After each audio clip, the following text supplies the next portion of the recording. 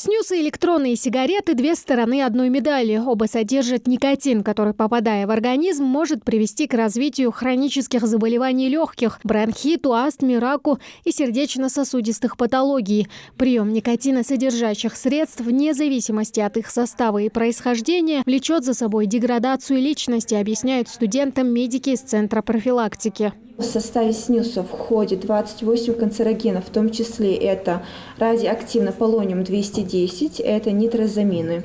Все эти вещества даже в малых дозах они провоцируют развитие раковых опухолей. А в жевательном табаке их содержание превышает все допустимые нормы. Модная отрава, которая свободно продается в магазинах. Самое страшное, что она попадает в руки детям, хотя продажа несовершеннолетним официально запрещена в России. Специалисты они сходятся во мнении, что могут, так и в некоторых марках жидкости для электронных сигарет были обнаружены канцерогенные вещества. В любом случае, точно говорить о влиянии электронного курения на здоровье можно будет только через 10-20 лет. Не стоит забывать и про никотин. Вред от него при курении электронных сигарет не меньше, чем от обычных. Дети, особенно подростки, склонны игнорировать последствия, которые могут повлечь за собой опасные увлечения. Но многие в этом зале прекрасно знают о возможном вреде. Глобальный вред организму, начиная со слизистой полости рта, заканчивая желудком, поджелудочной железой.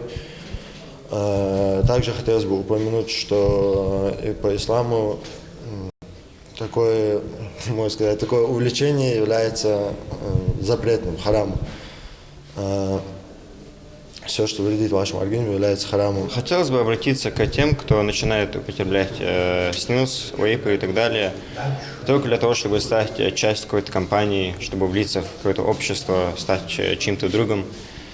Не нужны вам такие друзья на самом деле. Эти друзья вам не будут помощниками, не будут вашими товарищами. Они и то пропадут через 2-3 года, а ваши привычки, ваш вред здоровью останется у вас навсегда, до конца вашей жизни. Важно всеми доступными способами формировать в сознании молодежи нетерпимость к электронным сигаретам, снюсу, развивать культуру здорового образа жизни, полезного и созидательного труда.